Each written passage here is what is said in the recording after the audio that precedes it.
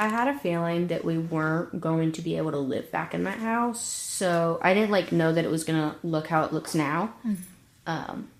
Because obviously, like, I didn't think to that point, but I was just kind of like thinking it's not going to look the same when we come back, or it's not going to be there at all.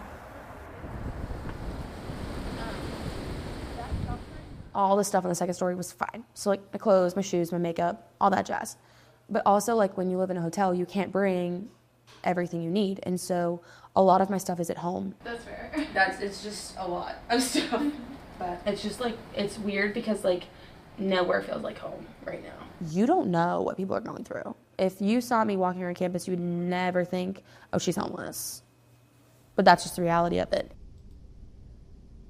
Unhousedness and homelessness as a whole for students is traumatic. We know from the research that if a student does not have a stable home, that their ability to be successful in the classroom is definitely less than. We see increases in behavior.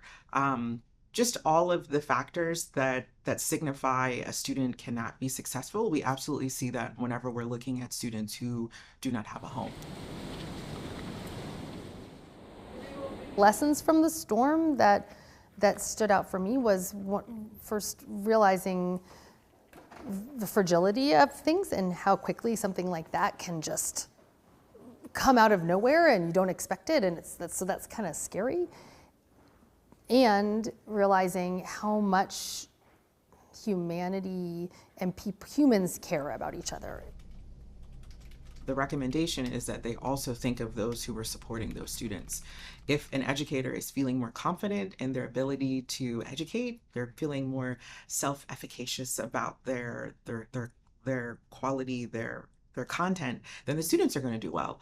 But if the educators are not feeling that, if they are worried about their home, if they don't have clothing because it was destroyed in a disaster, and then don't have the supplies to recover that or recoup that, their ability to be successful as educators within the classroom diminish.